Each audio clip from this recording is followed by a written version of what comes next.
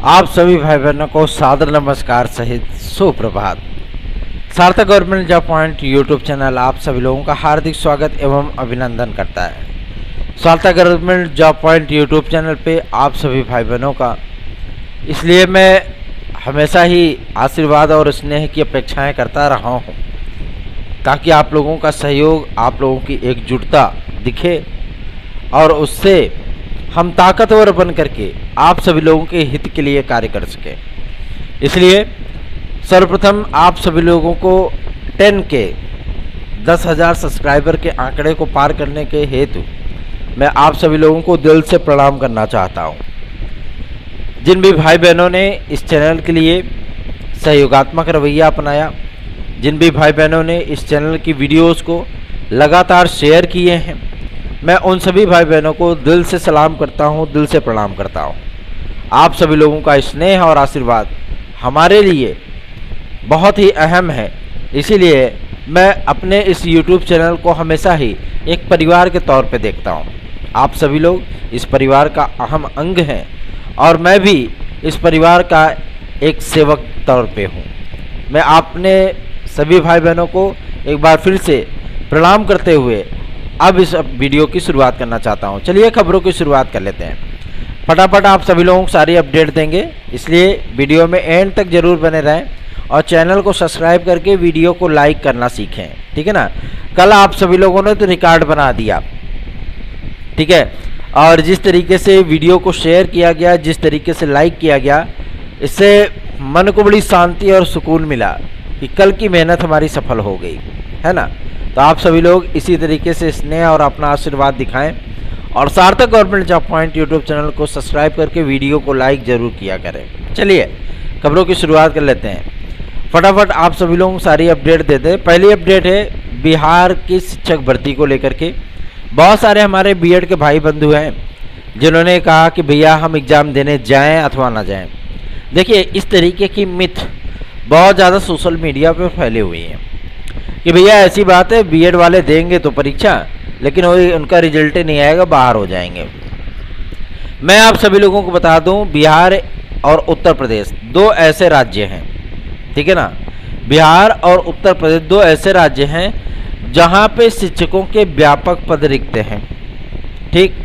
और RT act में जो एक नियम बनाया गया है कि यदि आपके पास पर्याप्त योग्यतम शिक्षक नहीं है, मतलब अभ्यर्थी नहीं है, तो आप योग्यताओं को शिथिल बना सकते हैं, ठीक है ना।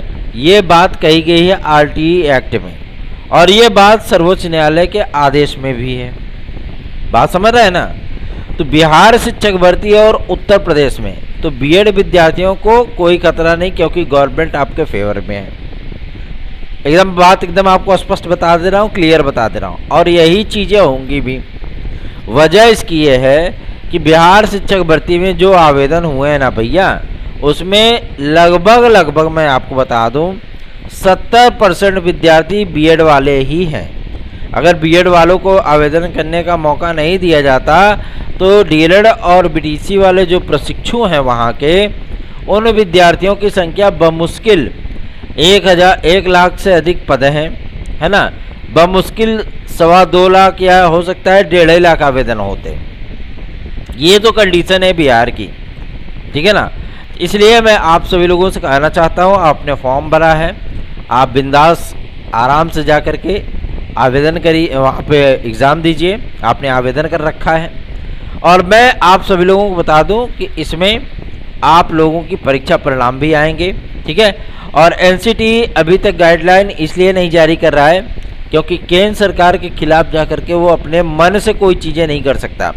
क्या एनसीटी पे विद्यार्थी दबाव नहीं बना रहे हैं? डीएलएड और बीटीसी वाले विद्यार्थी लगातार प्रयास कर रहे हैं कि एनसीटी एक संशोधित विज्ञप्ति जारी कर दे, एक छोटी सी विज्ञप्ति 4 लाइन की, कि सर्वोच्च न्यायालय के आदेशानुसार एनसीटी भारत के समस्त राज्यों से, केंद्र शासित प्रदेशों से प्राथमिक शिक्षक भर्ती 1 to 5 से बीएड विद्यार्थियों को बाहर करती है।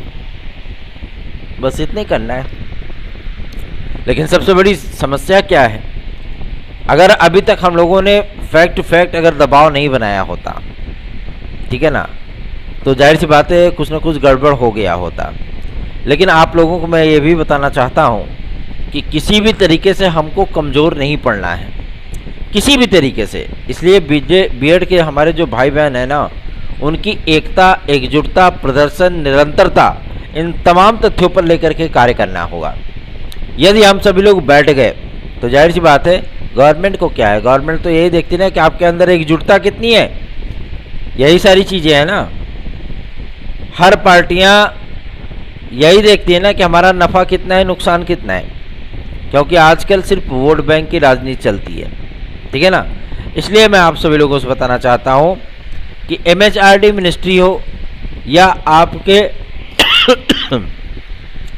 जनप्रतिनिधि हो, ठीक है ना, और जो आप लोगों को पुराने चीज़ें सुना करके, एक उत्तर प्रदेश शासन के एक मंत्री हैं, उन्होंने कहा भैया ऐसी बात है, सर्वोच्च न्यायालय से तो बड़ा सरकार भी नहीं होती है। बात तो सत्य है कि सर्वोच्च न्यायालय से बड़ा सरकार नहीं होता है, लेकिन उन्होंने कहा किस परिप्रेक्ष्य में, क्या जब आदेश आया था लेटेस्ट में, ठीक है ना, और 1 या 2 दिन भी नहीं बीता था, आदेश की प्रतियां लगभग एनसीटीई को केवल मिली थी, उसके बाद जो है राज्य सरकारों तक पहुंची हैं। तो उसके परिप्रेक्ष्य में कहा गया था कि आदेश को पढ़ा जाएगा, उसका रिव्यू किया जाएगा, उसके बाद जो है हम कानूनी राय लेंगे इस पर, फिर आगे की कार्रवाई करेंगे, ठीक है। तो इन तमाम तथ्यों को लेकर के आप सभी लोग थक गए होंगे, झेल गए होंगे, लेकिन मैं आज आप सभी लोगों को खुश करने वाली जानकारी दूंगा। इसलिए आप सभी लोगों का इस चैनल को सब्सक्राइब करके वीडियो को लाइक शेयर करना ये बनता है। सर्वप्रथम मैं आप सभी लोगों को बताना चाहता हूं कि जिस तरीके से कार्य हो रहे हैं आपके बीएड वाले विद्यार्थियों को लेकर के, आरटी एक्ट में, भाई जाहिर सी बात है, जब स्मृति ईरानी जी को हम लोगों ने ज्ञापन दिया था, उन्होंने कहा था आरटी एक्ट में अब की बार लीगल तौर पे विद्यार्थियों को सम्मिलित करने के लिए लीगल तौर पे उसमें संशोधन किया जाएगा, उसका मसौदा तैयार किया जा रहा है, ठीक है ना। और चूंकि एमएचआरडी मिनिस्ट्री केंद्र सरकार के अधीन रहने वाली संस्था है, मतलब मंत्रालय है, और इसलिए उसमें भी लगातार मंथन का कार्य जारी है कि हम क्या क्या जरूरी संशोधन करें ताकि पूर्ववत की स्थितियों को बहाल रखा जाए। ऐसा तो है नहीं कि अगर अध्यादेश केंद्र सरकार लाती है तो बिना संशोधन के ही लाएगी। अगर अध्यादेश फिर संविधान और कानून के खिलाफ रहता है तो जाहिर सी बात है सर्वोच्च न्यायालय उसको भी खारिज कर सकता है ना। लेकिन अगर उसमें व्यापक तौर पे संशोधन कर दिया जाएगा, कानून के मुताबिक आप सभी लोगों को ले आया जाएगा, क्योंकि सर्वोच्च न्यायालय ने भी यही कहा है कि यदि इन विद्यार्थियों को अखिल भारतीय स्तर पे सम्मिलित करना है या ले आना था तो आप उनको कानून के मुताबिक ले आते। आपने कानून के खिलाफ जाकर के कार्य किया है, यह बात सत्य है कि कानून के खिलाफ जाकर के ये कार्य हुआ था। इसमें 69,000 की शिक्षक भर्ती और 72,825 के संबंध में राज्य सरकारों को तो दोनों को डिफेंड करना है ना। उत्तर प्रदेश शासन ने यही एमएचआरडी मिनिस्ट्री को पत्र लिखा था और उसमें इस बात को स्पष्ट कर दिया था कि ऐसी बात है, बीएड को प्राथमिक शिक्षक भर्ती में रखना हमारी मजबूरी है, हमारी लाचारी है। क्यों? It's a matter totally for quality of education class 1 to 5। सीधी सी बात है कि भैया हमको गुणवत्ता परक शिक्षा चाहिए, इसलिए हमें जो है बीएड विद्यार्थियों को रखना होगा। इस पर एमएचआरडी मिनिस्ट्री का जो जवाब आया था कि क्लास 1 to 5 में, ठीक है ना, बीएड विद्यार्थियों को पुनः सम्मिलित करने, क्योंकि सर्वोच्च न्यायालय का आदेश यूं ही इग्नोर नहीं किया जा सकता। एनसीटीई की गाइडलाइन तभी बनेगी जबकि केंद्र सरकार उसके लिए कुछ न कुछ करे। और इस संबंध में मैं आप सभी लोगों को बता दूं, जो बीएड के विद्यार्थी जाहिर सी बात है नारे बुलंद कर रहे हैं कि बीएड मांगे अध्यादेश, जाहिर सी बात है ये नारा हम ही लोगों के माध्यम से बनाया गया है, बीएड मांगे अध्यादेश। जाहिर सी बात है ये मांगे हम सभी लोगों की है, हमारे लाखों लाख युवा बेरोजगार भाई बहनों की हैं, जो कि लगातार धूप में और गर्मियों में हम लोगों के साथ लगातार मिलजुल करके प्रदर्शन कर रहे हैं। एक कॉल पे, सिर्फ एक कॉल पे हजारों की भीड़ इकट्ठा हो जा रही है। तो जाहिर सी बात है कि उनका दंश, उनका दर्द, उनकी तकलीफ़ें अगर कोई समझ सकता है तो जाहिर सी बात है उनकी बातों को हम लोग शासन तक पहुंचाने में सफल रहें, यही प्रयास होता रहता है। मैं आप लोगों को बता दूं, उत्तर प्रदेश और बिहार शिक्षक भर्तियों से प्राथमिक शिक्षक भर्ती के बाहर ना होने, ठीक है ना, प्राथमिक शिक्षक भर्तियों से बीएड के बाहर ना होने के कई रीज़न हैं, ठीक है, जिसमें केंद्र सरकार और राज्य सरकारें मिल करके कार्य करती हुई नज़र आ रही हैं। जो लगातार बीपीएससी का आपको बयान देखने के लिए मिला होगा, लगातार वहाँ के चेयरमैन ने भी इस बारे में बयान दिया है। सेम वही कंडीशन आपके उत्तर प्रदेश की है, ठीक है ना। तो उत्तर प्रदेश से भी आप लोगों को गुड न्यूज़ मिलने वाली है, क्योंकि अभी तक योगी आदित्यनाथ जी महाराज जी या संदीप सिंह तो वैसे भी बड़बोले नेता हैं, आप जानते ही हैं, है ना। और चूँकि उनको भी पता है कि भैया इलेक्शन है ना, और कार्यकर्ता अगर नाराज़ हो गए तो जाहिर सी बात है कि फीडबैक किससे होता है, फीडबैक फील्ड वर्करों से ही तो होता है, कार्यकर्ताओं से तो होता है ना।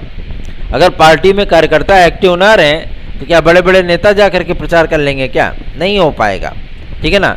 लेकिन सीधी सी बात है, हम लोगों से भी अटैचमेंट होता है और सारी चीज़ें जो है वो फीडबैक ली जाती हैं। बीएड विद्यार्थियों की समस्याओं को हम लोगों ने जिस तरीके से गवर्नमेंट के सामने प्रेजेंट किया है, हम लोगों को पूरा यकीन है, पूरा विश्वास है कि हम लोगों को सफलता अवश्य प्राप्त होगी। एक बात और, बीएड के विद्यार्थियों के संबंध में एनसीटी और एमएचआरडी मिनिस्ट्री को उत्तर प्रदेश शासन ने जो पत्र लिखा है, वो पत्र आप सभी लोगों को भी मालूम होना चाहिए और बहुत जल्दी ही गवर्नमेंट की तरफ से ऑफिशियल अनाउंसमेंट भी इसकी होगी, ठीक है ना। और सबसे बड़ी चीज़ ये है, जो चैनल ये कह रहे हैं कि संशोधित विज्ञप्ति में टीजीटी पीजीटी के विद्यार्थियों को झटका लगा है, सबसे बड़ी चीज़ ये है कि प्राथमिक शिक्षक भर्ती में डीएलएड और बीटीसी के अलावा बीएड को बाहर कर दिया गया है, यह हमेशा बाहर ही रहेंगे।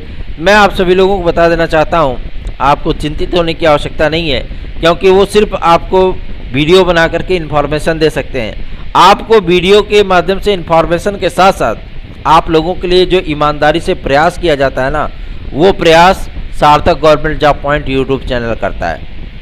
हमारा उद्देश्य, हमारा मकसद सिर्फ और सिर्फ अपने बेरोजगार भाई बहनों की सफलताओं को सुनिश्चित करने के संबंध में। और एक बात स्पष्ट कर दूं, अभी एनसीटी फिलहाल अपना नोटिफिकेशन संशोधित गाइडलाइन नहीं जारी करेगा, उसका एक रीज़न है, इसीलिए तो सर्वोच्च न्यायालय का आदेश इन्होंने अपलोड किया ना। लगातार बैठकों का दौर जारी है, आरटीई एक्ट के संशोधन का मसौदा तैयार किया जा रहा है ताकि इस बार सर्वोच्च न्यायालय में, ठीक है ना, इसको चुनौती ना दी जा सके। और पूरा मसौदा तैयार होने के बाद इसीलिए उसको कमेटी बनाई गई है। कमेटी बनाने के साथ साथ उसका बाकायदा जो है मंथन किया जाएगा, सारी चीज़ें समझी जाएंगी, सर्वोच्च न्यायालय ने इस आदेश को रद्द क्यों किया, उसके बाद इसको पारित किया जाएगा कैबिनेट से, फिर आप सभी लोगों को संशोधन के मसौदे को तैयार करके तुरंत ही अध्यादेश जारी कर दिया जाएगा, ठीक है ना।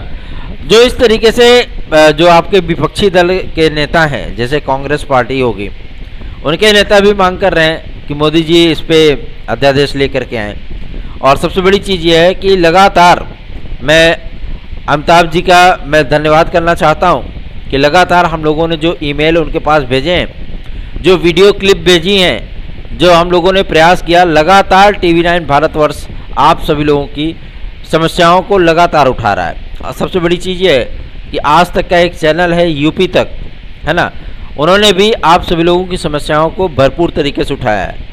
बाकी तो चैनल लगता है जैसे घमंडी हो गए हैं, वो इस मुद्दे पर फोकस ही नहीं कर रहे हैं, है ना।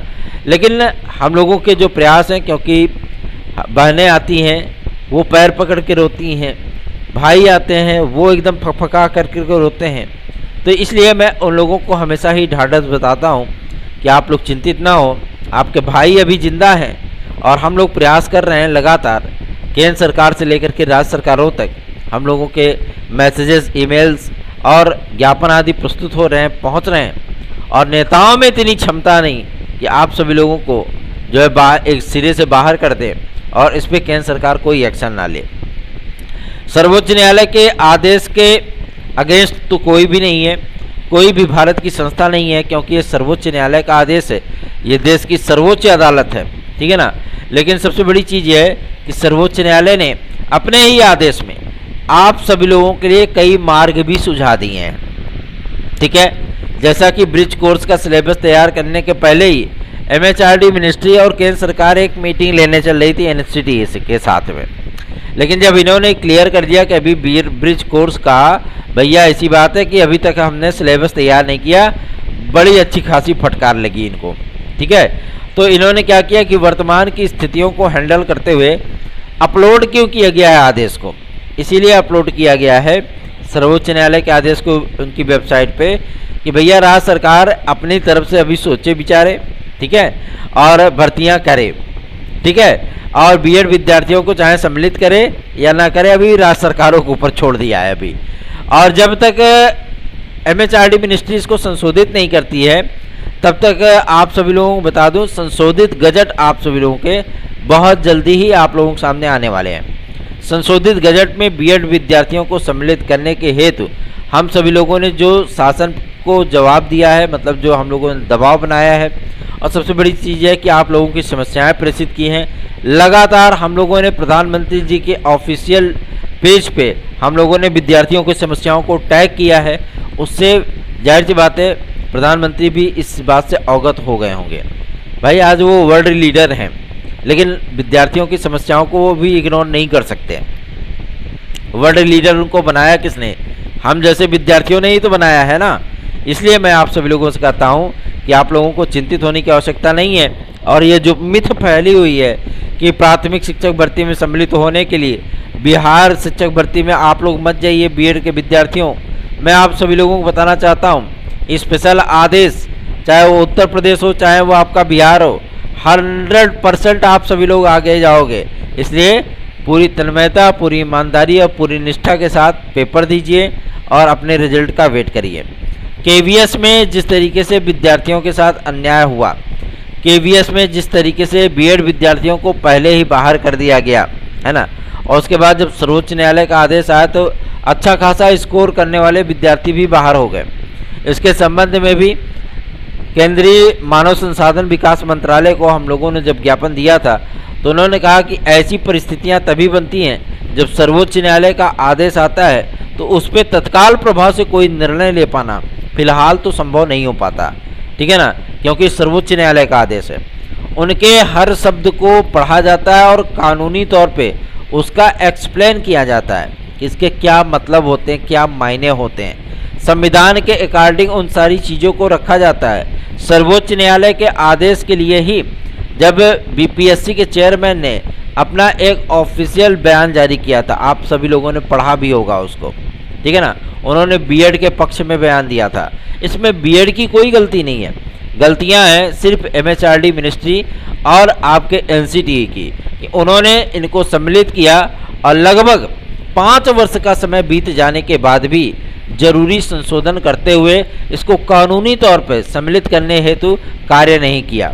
अगर आप लोगों के फेवर में कोई कार्य हो रहा है तो एमएचआरडी मिनिस्ट्री कर रही है और केंद्र सरकार कर रही है, और उसमें उत्तर प्रदेश सरकार और बिहार सरकार ने सोने पे सुहागा कर दिया है कि इन लोगों ने स्पेशल अनुमति मांगने के लिए पत्र भेज दिए हैं कि भैया हमारे यहाँ पद रिक्त हैं और हम क्वालिटी ऑफ एजुकेशन देने के लिए हमको बीएड के विद्यार्थियों को रखना होगा क्योंकि हमारे यहाँ पर्याप्त संख्या नहीं है।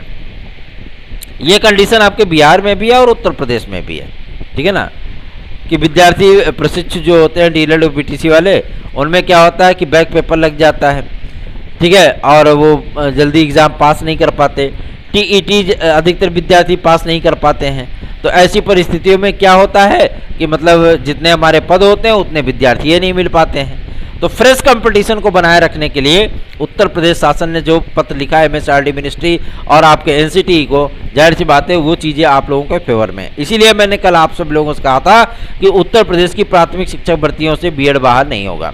ये जो अपर सचिव ये सब मतलब जो है बयान दे रहे हैं ना, ये बयान देने के बाद इनका अच्छा खासा जो है मतलब क्लास लगी है, ठीक है ना, इसलिए अभी तक कोई अधिकारी बयान नहीं दिया है, ठीक। अब बहुत जल्दी आप सभी लोगों को ये चीज़ें भी देखने के लिए मिल जाएंगी, क्योंकि जब योगी आदित्यनाथ जी महाराज जी तक हम लोगों का ज्ञापन पहुंचा था तो उन्होंने कहा था कि भैया ऐसी बात है, ये सर्वोच्च न्यायालय का आदेश आ गया है, लेकिन हम इसके लिए भी कार्य करेंगे और केंद्र सरकार से संपर्क करके उनसे राय मशवरा करके हम आप सभी लोगों के लिए कोई न कोई बीच का रास्ता अवश्य निकालेंगे।